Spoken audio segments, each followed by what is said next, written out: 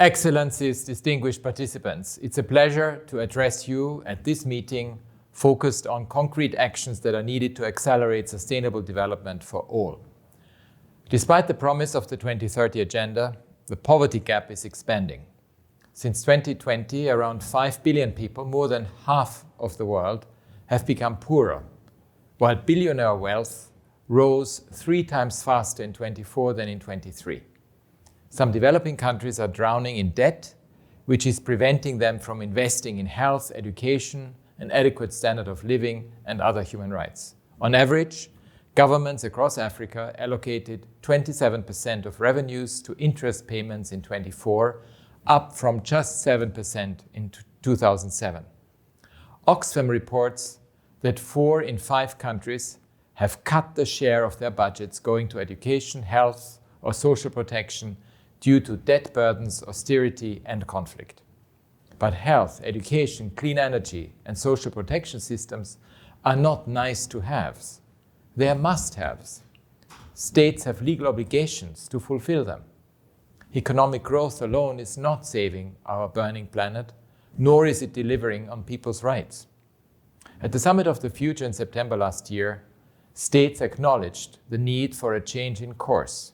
They agreed on key actions, including reviewing the global debt architecture and establishing a framework to measure economic progress that goes beyond the gross domestic product, the 2 themes of your meeting today.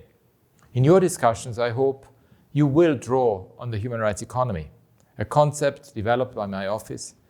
A human rights economy involves ensuring that all policies, from taxation and public spending to climate action, focus on advancing human rights. But in order for states to implement a human rights economy, they need resources. In many cases, access to those resources requires change at both national level, for instance, through fair taxation policies, and at the global level, including through debt restructuring. As we all recognize, the current debt architecture is broken, which is contributing to a global human rights crisis. High public debt levels and extortionate interest rates are deepening inequalities and worsening poverty.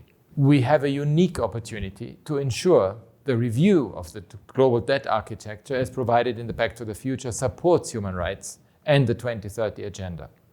Let me set out some guiding principles.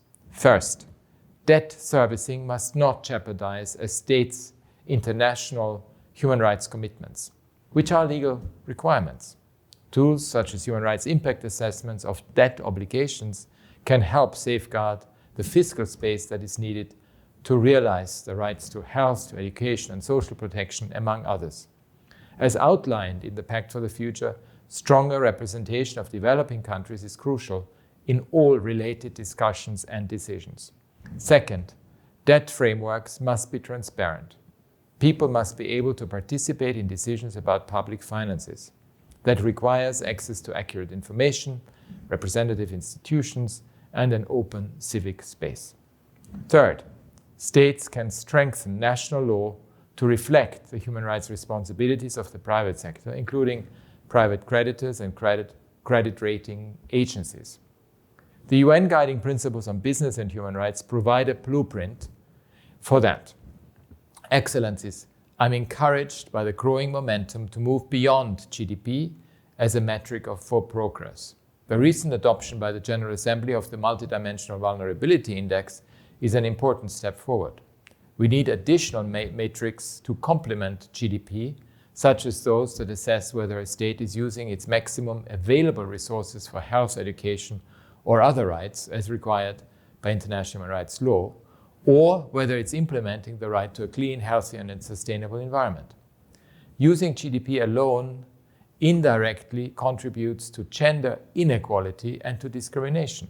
So metrics should also track whether economic benefits are shared equitably across society. Economic indicators should capture positive contributions to society, such as the unpaid care and support work largely done by women, and the value added by workers in the informal economy.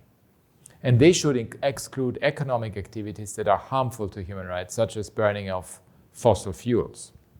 Distinguished participants, ahead of the 4th International Conference on Financing for Development And with only 5 years left until 2030, international solidarity and cooperation are indispensable to achieving the 2030 Agenda and the SDGs. Let us usher in an era where all countries are able to invest in their human rights commitments, and success is measured by how well the economy delivers on the rights of all, not just of some.